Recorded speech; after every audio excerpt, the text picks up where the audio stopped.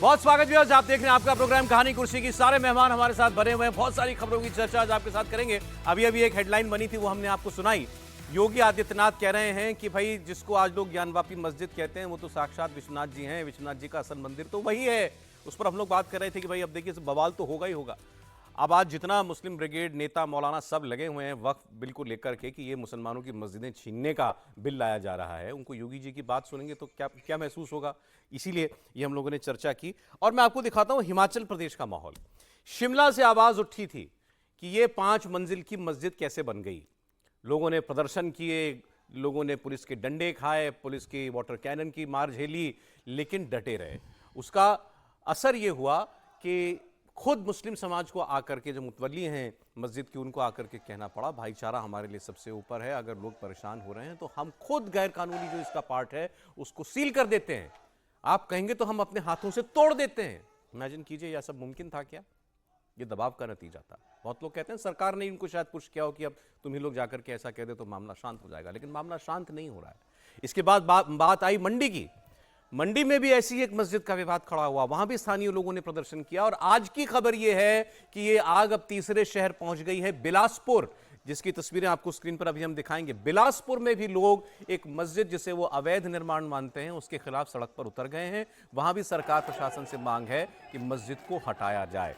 दरअसल इस सब के पीछे जो हिमाचल प्रदेश की सरकार स्थानीय लोगों से बात करके बात सामने आ रही है, मस्जिद से जुड़ा हुआ एतराज यह है कि वहां बाहर के लोग आते हैं, बाहर के मुसलमान आते हैं जो हिमाचल प्रदेश के शहरी नहीं है, निवासी नहीं है।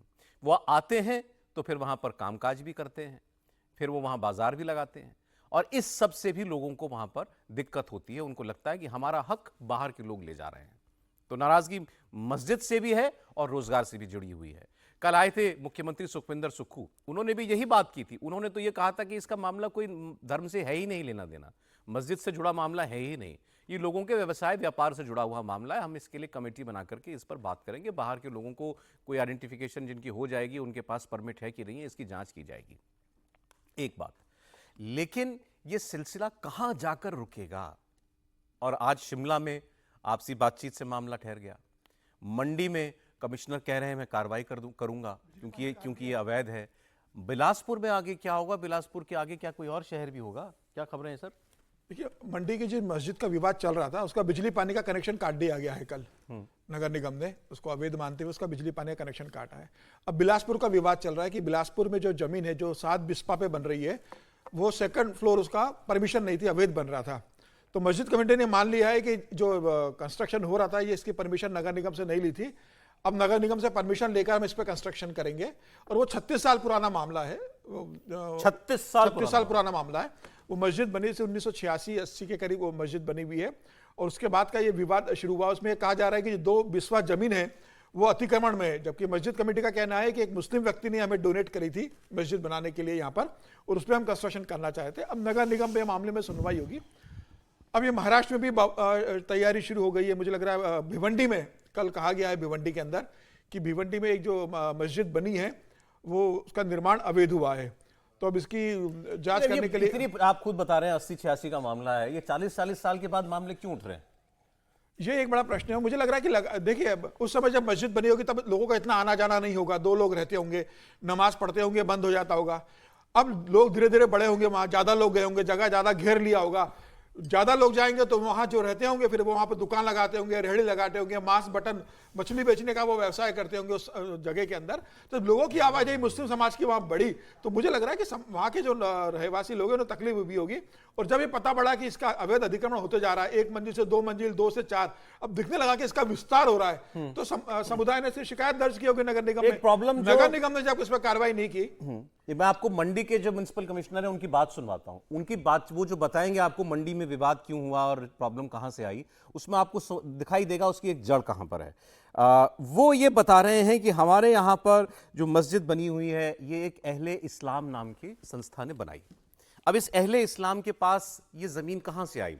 वो कह रहे हैं कि ये भवन की 1 मंजिल 2 मंजिल नहीं, ये पूरी की पूरी बिल्डिंग, पूरी की मस्जिद जो बनी हुई है पूरी अवैध है और हम इस पर कार्रवाई करेंगे। लेकिन जो उन्होंने इसका पीछे इतिहास बताया, ये एक प्राइवेट लैंड थी, रिहायशी जमीन थी, उसकी मालिक थी नूर बीबी और ये सब मामला जुड़ा हुआ वक्फ से कैसे, ये भी आपको समझ में आएगा।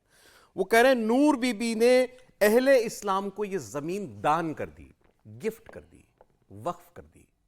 और जब आपने वक्फ कर दी, मतलब आपने अल्लाह के नाम कर दी, उस आदमी ने वहां मस्जिद बना ली। अब जब तक वहां नूर बीबी और उनका परिवार रहता होगा, किसी को एतराज नहीं था। जब नूर बीबी ने लैंड डोनेट करके वहां पर मस्जिद बनवा दी, तो लोगों ने उस पर एतराज किया। आप जरा इनकी बात सुनिए। ये क्लियर हो गया था कि उन्होंने बिना मैप की अप्रूवल के ये बिल्डिंग का निर्माण किया था, जो भवन बनाया था वहाँ उसका निर्माण किया था। तो वो कम्प्लीटली अवैध पाया गया, क्योंकि जब कोई नक्शा अप्रूवल के लिए सबमिट नहीं किया या सबमिट किया तो रिजेक्ट हो गया। तो उस दशा में फिर हम ये नहीं मान सकते कि वो कितना पार्ट उसका इलीगल है या लीगल है, वो पूरी बिल्डिंग ही इलीगल हो जाती है। जो उनका अपना अहले इस्लाम के नाम पे जो लैंड है वो 231 स्क्वायर मीटर है। जो हमारे लोगों ने नापा था, वहाँ पर मेजरमेंट किए थे, उसके हिसाब से 240 स्क्वायर मीटर वो निकली थी। लेकिन फिर ये बाद में पाया गया कि जो एक्सेस कवर्ड एरिया है वो पीडब्ल्यूडी का है। जो हमारे पास रेवेन्यू पेपर्स आए हैं उसमें वो सारा एरिया 6 खसरा नंबर्स हैं, उसमें 6 के 6 अहले इस्लाम के नाम पर है। उससे पहले किसी नूर बीबी के नाम पे वो लैंड थी और नूर बीबी ने आगे अहले इस्लाम को शायद गिफ्ट किया होगा, कि उन दोनों के नाम उस कॉलम में लिखे हुए हैं। उन्हें ये बताया गया है, ये फैसला दिया गया है कि वो 30 दिन के अंदर उस भवन को उस भवन के निर्माण से पहले की जो अवस्था थी उसमें ले आए। अन्यथा फिर हम जो है विभागीय कार्रवाई करते हुए उनके रिस्क और कॉस्ट पे उसका जो आगे कार्रवाई है वो करेंगे। अब आप सुनिए साहब, इस पर एक और बड़ा इंटरेस्टिंग बयान। केंद्रीय मंत्री हैं गिरिराज सिंह जी, बहुत वोकल हैं और हिंदू मुस्लिमों पर तो बहुत बोलते हैं। उनका ये कहना है कि हिमाचल प्रदेश ने हिंदुओं तुम्हें राह दिखाई है, ऐसे हिमाचल के हिंदुओं की तरह एकजुट होगे, ना कोई गौरी आ पाएगा ना कोई मुगल आ पाएगा, तुम्हारा हक कोई और छीन नहीं पाएगा। हिमाचल के हिंदुओं ने एकजुटता का प्रदर्शन किया, जिससे वक्फ बोर्ड को झुकना पड़ा। और ये संदेश देता है हिमाचल पूरे देश को, जब तुम एकजुट रहोगे तो दुनिया की कोई ताकत नहीं, न कोई गोरी आएगा न कोई मुगल आएगा। यही संदेश हिमाचल ने दिया है और मैं हिमाचल के संदेश को पूरे देश की जनता को कहता हूं, इसका अनुकरण करो। वो कह रहे हैं पूरा देश अनुकरण करे। संदेश क्या है हिमाचल का, विजय जी? हिमाचल का संदेश यदि कानूनी तौर पर देखेंगे, जो लड़ाई चल रही है वो चल रही है। अब वो राणा साहब भी बड़े जोश से बोल रहे थे, वो बहुत समय से ही होंगे, इसका कमिश्नर नहीं बने होंगे, उनके सामने ही बनी होगी ये सारी बिल्डिंग। अब आज उनको जो भी जोश आ गया तो वो बोल रहे हैं। देखिए इस देश में ऐसे ही चलता रहता है। ये सरकारों के जो मसले होते हैं ना, इलीगल है लीगल है, इसको कब जरूरत के वक्त पर आप कैसे माहौल में क्या चीज़ों को लीगल करते हैं, कैसी चीज़ों को इलीगल करते हैं। फिर यहाँ पर भी वही बात आ गई, उनका 231 मीटर का मसला है, उनके पास थी 240 मीटर पे बना लिया, 9 मीटर ज़मीन बना ली। तो उसका एक तरीका तो जो म्यूनिसिपल लॉज में है कि आप कंपाउंड ले लें, मतलब फाइन ले लें, पेनल्टी ले लें। नहीं, वो साथ साथ ये भी तो कह रहे हैं कि पूरा नक्शा ही पास नहीं है, तो हाँ, हमारे तो वो पूरा इलीगल है। नहीं, वो तो चलो राणा साहब की जब नींद खुल गई तब वो देख सकते हैं उसको, लेकिन ओवरऑल जिसको कल भी मैंने जिक्र किया था, अब आज आपने बिलासपुर जोड़ दिया है, फिर भिवंडी का जिक्र समीर साहब कर रहे हैं, फिर अब माननीय गिरिराज सिंह जी ने तो आह्वान कर ही दिया है। तो अब जब देश जग जाएगा तो फिर देखते हैं कि क्या होता है। तो क्या होगा फिर आगे? वो तो देश जगेगा तब देखेंगे ना। केवल गिरिराज सिंह जी के कहने से देश जग जाएगा ऐसा तो है नहीं, वो तो बहुत समय से जगा रहे हैं देश को, अलार्म घड़ी उनके पास है। लेकिन ये आपको एक श्रृंखला की एक शुरुआत लगा दिखाई देती है? मुझे शुभ संकेत नहीं लग रहा। संदेश जी, शिमला, मंडी और बिलासपुर। सर ऐसा है, एक कविता है, हम चले थे विश्व भर को शांति का संदेश देने, किंतु जिसको बंधु समझा आ गया वह प्राण लेने, आ गया वह प्राण लेने। बड़ी लोडेड कविता तो इसलिए नहीं, ये लोडेड है कि ऐसा है कि हमने चीन को भी समझा था, बाकी लोगों को भी गले लगाया, हमने जो है मस्जिद भी अपने देश में बनवाई। मतलब भारत में केरल में आज के मस्जिद का थोड़े वो बनाया है। तो बहुत चीज़ें जो अभी आपको कई बार दिखाई देता है ना, तो कई बार लगता है ये हो क्या रहा है, लेकिन अगर ये नहीं होता तो अस्वाभाविक और असहज होता। जो हो रहा है वही स्वाभाविक सहज है, कोई स्ट्रक्चर को हाथ नहीं लगा रहा है। लेकिन जो एक मांग है, अगर मांग नहीं उठती तो ये निकलता क्या, वो बिजली कटती कि जब इलीगल साबित हुआ तभी तो हुआ। इतने के लिए तो इतनी लड़ाई लड़नी पड़ी है। और आपको उदाहरण दे रहा हूं, आपने लोडेड कविता बता दी है। इस दुनिया में द्वितीय विश्व युद्ध के पहले फिलिस्तीन नाम का कोई देश नहीं था। ये ध्यान रखिए, फिलिस्तीन नाम का कोई देश नहीं था इतिहास में। यहूदियों ने जमीन खरीदी अपनी वहां की, ये हमारी मातृभूमि रही है, अपना जो उनकी खरीदी हुई जमीन है। ये नहीं है कि वो आगे कब्जा कर लिए हैं। एक एक इंच जमीन यहूदियों ने खरीद के और इजराइल बनाया। और आज क्या हो रहा है कि नहीं, ये अस्तित्व मुसलमान भी तो ये कह रहे हैं हमने मस्जिद जमीन खरीद के मस्जिद बनाई है। नहीं, सुनिए, जो जमीन खरीद के बनाई है उसको थोड़े टच कर सकता है कोई। जो जमीन खरीद के आपने बनाई है, लीगल तरीके से बनाई है, भारत सर्वधर्म समभाव का देश है, उसके लिए देश का एक एक आदमी खड़ा होगा, उसको कोई टच करेगा तो फिर वो मंडी वाली में क्या कह रहे हैं कमिश्नर? मंडी वाले कमिश्नर नूर बीबी ने डोनेट कर दी। नहीं, उन्होंने शायद शब्द का प्रयोग किया। देखिए, आप आधा ले रहे। उन्होंने कहा कि शायद इल्हान बीबी ने इसको नूर बीबी ने अहले इस्लाम, हाँ अहले इस्लाम, शायद नूर बीबी ने किया। ये अहले इस्लाम के नाम है। अब वो चेक करना पड़ेगा कि सर्वे में अहले इस्लाम का नाम कैसे आ गया। नूर बीबी ने दिया है, वो वक्फ की प्रॉपर्टी है, वक्फ को पूरा अधिकार है उसको कानून के, तो उसका थोड़े विरोध है। लेकिन सुनिए, वक्फ को भी वहां ऐसी अवांछित गतिविधियों के खिलाफ खड़ा होना चाहिए। एक पोस्टर देखा भी आपने प्रदर्शनकारी के हाथ में, नो वक्फ इन देवभूमि। ये है लड़ाई। नहीं, देखिए, ये भी एक डिमांड है, नो वक्फ इन देवभूमि। वो ऐसा डिमांड है जिस पर आप बहस कर सकते हैं, उसको संविधान के तहत स्वीकृति नहीं मिल सकती है। वो एक अलग पक्ष है। इस देश में बहुत सारे डिमांड होते हैं, डिमांड करने का उनका अधिकार है। देवभूमि में वक्फ होना चाहिए, नहीं होना चाहिए, क्या वक्फ की प्रॉपर्टी में किसी दूसरे मजहब के लिए, पंथ के लिए, संप्रदाय के लिए कोई स्थान है? यह प्रश्न आपने नहीं किया है। देखिए, खुल के बात करनी पड़ेगी। तो वही तो करें ना खुल के बात। तो यही बात कर रहा हूं, क्या वक्फ की प्रॉपर्टी जहां है वहां सौरभ शर्मा चाहे कि आज मैं एकादशी कर रहा हूं, यहीं आऊं, बैठूं, जरा यहीं भगवान को पूजा करूं, चंदन लगाऊं, उसके लिए वक्फ की प्रॉपर्टी में जगह है? नहीं है।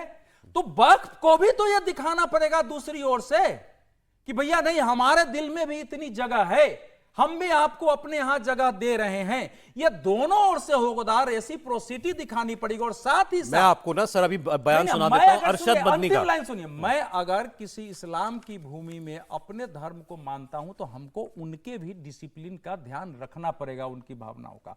उसी ढंग से उसको कानूनी शक्ल देना। सर, कानून बाद में आता है, हर चीज कानून से नहीं होता है।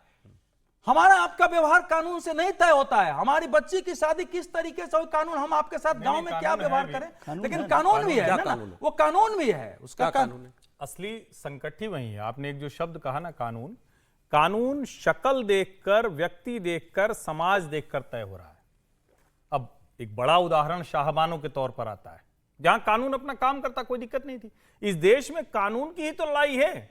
समान नागरिक कानून की बात करते हैं तो सारी लड़ाई आ जाती है। और यहां क्या हुआ, यहां किसी को, जो नूर बानो जी हैं जिनका नाम आ रहा है, उन्होंने बेच दिया अहले इस्लाम को, कोई दिक्कत नहीं, ये अधिकार है भाई। किसी मुसलमान को लगता है कि उसका घर मस्जिद बन जाए। लेकिन अब जरा ये सोचना पड़ेगा कि क्या मस्जिद बनी, उसके बाद उस पर अवैध निर्माण हो रहा है तो मस्जिद रहेगी क्या? मैं बार बार ये सवाल खड़ा कर रहा हूं। मुसलमान जो भी हैं, जो कहते हैं कि हम इस्लाम के जानकार हैं, अल्लाह को मानते हैं, इबादत करते हैं, कहते हैं इबादत गाह में जरा सा भी कुछ गड़बड़ हुआ तो नापाक हो जाती। तो एक तरफ तो वो कानून है जो उनका अपना कानून, अगर शरीयत के लिहाज से देखें, फिर दूसरा देश का कानून आ गया। आपने बिना नक्शा पास कराए किया। आप कहेंगे कि देश में बहुत सी ऐसी चीजें होती हैं, लेकिन उसके बाद आप 5 मंजिल बना लेते हैं, कहते हैं वो हवा से आ गई। अरे भाई, आसमानी थोड़ी ना मंजिला के गिर गई कि ऊपर से 2.5 मंजिल आई और फिट हो गई। असली मसला कानून को चेहरा देखकर लागू करने का है। अगर पहले दिन जब ये गैर कानूनी तरीके से बन रहा था, ये हो जाता, तो आपको हिंदुओं को ये न कहना पड़ता कि देखो हिंदू ये कर रहे हैं। हिंदू क्यों कर रहे हैं? क्योंकि आपने कानून लागू नहीं किया। और इस देश में ज्यादातर मसलों पर हिंदू प्रतिक्रिया जो दिखती है, वो कानून लागू कराने की लड़ाई है, कानून तोड़ने की लड़ाई नहीं होती। ये फिर से मैं कह रहा हूं, आप ज्ञानवापी देख लीजिए, आप मथुरा देख लीजिए, अभी भी जो आपके सामने प्रश्न है वो कानून लागू कराने की लड़ाई है, कानून तोड़ने की लड़ाई नहीं। आप जितनी जगह देखेंगे वहां ये अवैध निर्माण है, या बिलासपुर या मंडी में आ गया, वहां अवैध निर्माण है क्यों? और यहां तो संजौली वाली में तो जाके वहां की कमेटी ने माना ना, गड़बड़ हो गई, भाई सील कर दो, तोड़ दें। तो इतने दिनों जब चल रहा था तो क्यों नहीं उन्होंने अपनी जिम्मेदारी निभाई? इसका मतलब यह है कि गलत काम वहां हो रहा बात था। वहां से बढ़ गई आगे। मैं लेकिन वही कह रहा हूं, अब एक एक मस्जिद की बात नहीं रह गई। अब तो यह है कि हमको जगह जगह मस्जिद मजार नहीं चाहिए। आप क्यों होना चाहिए जरा बताइए। 1% मुसलमान है वहां, 1% मुसलमान, इतनी मस्जिद क्यों है?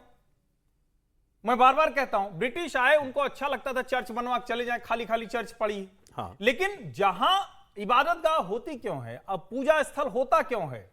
इसीलिए ना होता है। अगर कोई कहेगा तो अयोध्या में राम मंदिर, एक तो भगवान राम का जन्म स्थान है। देखिए देश दुनिया से करोड़ों हिंदू आस्थावान आ रहे हैं, उनके लिए वो बनाने की जरूरत है। हाँ। लेकिन अगर आप कहें कि हर जगह, और जो सरसंघ चालक डॉक्टर मोहन राव भागवत ने कहा था वो बात आज भी है कि हर जगह हम शिवलिंग नहीं खोद सकते। ठीक। अच्छा, लेकिन ये भी नहीं है कि जो हमारे मूल जो प्रार्थना के उपासना के स्थान है वो अलग है, उनको हम अलग तरह से देखें। लेकिन अब तो मांग ये भी हो रही है कुछ हिंदूवादी संगठनों की तरफ से कि वक्फ अमेंडमेंट क्या है, वक्फ अबॉलिशन होना चाहिए। वक्फ नाम की चीज ही क्यों हो हिंदुस्तान के अंदर, और दूसरे देशों में क्यों वक्फ क्यों नहीं है? तो बेईमानी नहीं, यही मांग उठ रही है ना। ये अब मैं आपको अरशद मदनी की बात सुनाता हूं, और उसके पीछे क्या होता है कि भाई ये बात सही है कि उसके पास जरूरत से ज्यादा ताकत है, वो डिक्लेयर कर सकता है आज वक्फ बोर्ड जो है कहीं भी किसी भी राज्य का कि ये जमीन वक्फ की है, तो फिर आप साबित करते रहिए कि नहीं भाई आपकी नहीं, हमारी प्राइवेट प्रॉपर्टी है। अरशद मदनी जमीयत उलमा हिंद के अध्यक्ष हैं, उनसे जब बात हुई तो वो कह रहे हैं ये सरासर बकवास है कि वक्फ किसी हिंदू की जमीन ले सकता है या ली है या उसकी जमीन कब्जा की है। सुने। हम इस बिल के मुखालिफ हैं। इसकी दफात के ऊपर बहस करना कि इसमें ये तरमीम कर दी जाए, इसमें हम इसके मुखालिफ हैं। ये मुकम्मल हमारे लाखों करोड़ के औकाफ के ऊपर कब्ज़ा कर लेने की एक साजिश है। हमारी वो मस्जिदें जिन मस्जिदों पर बहुत पहले से फ़िरक़ा परस्त ताकतों की नज़र है, 600 साल पुरानी मस्जिद है, 500 साल पुरानी मस्जिद है, उसके कागजात कहाँ से मिलेंगे? गवर्नमेंट की नज़र उनके ऊपर है कि किसी तरीके से हमें मौका मिले तो हम उन मस्जिदों के ऊपर बुलडोज़र चला दें, उनकी ज़मीनों के ऊपर कब्ज़ा कर लें। किसी की हिंदू की ज़मीन पर हाथ रख के मुसलमान ये कह दे कि ये ज़मीन वक्फ की है, ये जो एक झूठ का तुमार है, ये कभी हो नहीं सकता है। गवर्नमेंट का नज़रिया क्या है, हम इसको 10 साल से देख रहे हैं। वो हर जगह बैठ कर के जो कर सकती है इस्लाम और मुसलमान की मुखालफत के अंदर वो कर रही है। जो पॉलिसी लाएंगे वो मुसलमान को बर्बाद करने ही। हिंदुओं को वक्फ पूरा ही नहीं चाहिए और इनको कोई अमेंडमेंट वाला नहीं चाहिए, इनको पूरा ही चाहिए। देखिए सरकार को तो अमेंडमेंट चाहिए, सरकार उसे रिमूव करने की तैयारी में नहीं। सरकार ने तो अमेंडमेंट बिल लेकर आई है, सरकार ने सुझाव दिए, कुछ चेंजेस कर रही है, जेपीसी बना दी गई है। अब जेपीसी की बैठक होगी, जेपीसी की जो अपने सुझाव है वो देगी सरकार को, उसके बाद सरकार तय करेगी उसे कब लेकर आ रहा है, किस रूप में लेकर चल रही है ना, आप कह रहे हैं। बिल्कुल, सरकार जो रिमूव की बात आ रही है सरकार इसे एक्सेप्ट नहीं करेगी। और जहां तक मुझे लग रहा है कि जेपीसी अपनी रिपोर्ट तो सबमिट कर देगी, लेकिन ये सरकार के ऊपर है वो पार्लियामेंट में कब लेकर आए। हो सकता है जेपीसी अपने इसके अंदर जो संशोधन सुझाव दे, जेपीसी की जो बात है वो रख दे, पूरे हिंदू समाज और मुस्लिम समाज से जो सजेशन आ रहे हैं वो ले ले। हो सकता है सरकार इस साल लेकर नहीं आए इसको, सरकार क्या है इस पर विचार कर रहे हैं। रिपोर्ट तो हो सकता है 2-3 कुछ महीने में आ जाए, लेकिन कानून कब बनेगा ये सरकार के ऊपर है ना कि सरकार को कब ये जो उन्होंने कहा कि ये कि किसी हिंदू की जमीन वक्फ कर ले लेगा, ये सरासर झूठ है या ऐसा होता है, झूठ है ये देखिए उनका आकलन है, लेकिन ऐसा हुआ नहीं है। कई हिंदुओं की जमीनों पर कब्जा किया गया है वक्फ बोर्ड के द्वारा। ये मामले अदालत में चल रहे हैं, डीएम के पास इसकी शिकायत है। इसमें कोई दो राय नहीं कि 8.5 लाख एकड़ जो जमीन है वक्फ बोर्ड के पास आज की तारीख में, उसमें 22 से 23% जमीन ऐसी है जो हिंदू समाज के या किसी ऐसे व्यक्ति की थी जो लावारिस हो गया, घर के लोग मर गए, कोई उसका देखने वाला नहीं रहा, तो वो वक्फ कमेटी ने कब्जा कर लिया उसके ऊपर, वक्फ संपत्ति हो गई है। सर ये कानून बनेगा या ये वो जमीन अधिग्रहण बिल जैसा इसका हश्र होने वाला है? नहीं, दो चीज़ है, लेकिन मैं एक हर्ष जी की इस बात से सहमत हूँ कि कानून जो है ना आजकल चेहरे देखकर लागू होता है। अच्छा, समझे।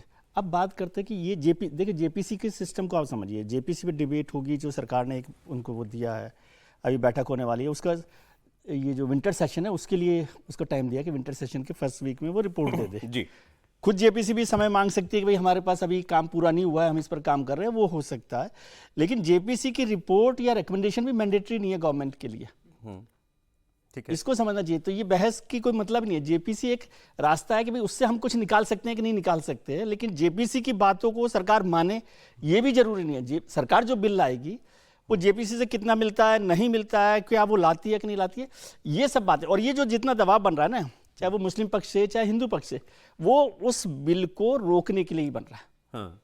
मतलब वो हिंदू भी चाहते हैं कि रुके। मतलब हिंदू वो जानते हैं कि वो ये खत्म नहीं होने वाला। हिंदू भी तो उसके पक्ष में नहीं है ना। वक्फ की जो भी प्रॉपर्टी है वो खत्म करने की मांग तो हो नहीं रही है उस पर। नहीं, बाय एंड लार्ज तो हिंदू ये चाह रहा है कि फिलहाल जो सरकार करना चाहती है वो करे, लेकिन वक्फ ना हो बेहतर है। हाँ, वो बेहतर है। लेकिन अभी जो सरकार, ये मुस्लिम पक्ष का भी मसला क्या है कि भाई ये इसको लाइए मत, क्योंकि वो पता है उनको कि इसमें कितना क्या होगा क्या नहीं होगा। ठीक है सर। सरकार भी सोच सकती है कि इस पर क्या काम होगा कि नहीं होगा, शॉर्ट में। लेकिन जेपीसी की रिपोर्ट को हम भले ही इंतजार कर लें, लेकिन वो तो असली mandatory हंगामा आप कह रहे हैं तब होगा जब वो बिल लेकर आए। बिल लेकर के आएगी पार्लियामेंट में। 2-3 लाइन। एक तो अरशद मदनी को आप सुन रहे हैं, क्या मुसलमान समाज ने 54, 55, 95 और 2013 में विरोध किया था? नहीं किया था। इसका मतलब बेईमानी वो कर रहे हैं, तब भी तो सरकार संशोधन कर रही थी। दूसरी बात ये कि वक्फ इस देश में जो शुरुआती बुनियाद वक्फ है, जो यहाँ से मुसलमान छोड़कर गए, तो क्या हिंदुओं के लिए पाकिस्तान में कोई हिंदू बोर्ड है? नहीं है। वो सरकार की संपत्ति होनी चाहिए, वक्फ का कोई मतलब नहीं है। अगर तीसरा हम मान भी लें कि वक्फ हो, तो गरीब मुसलमानों के ऊपर अमीर मुसलमानों का कब्जा बंद होना चाहिए, संशोधन होना चाहिए।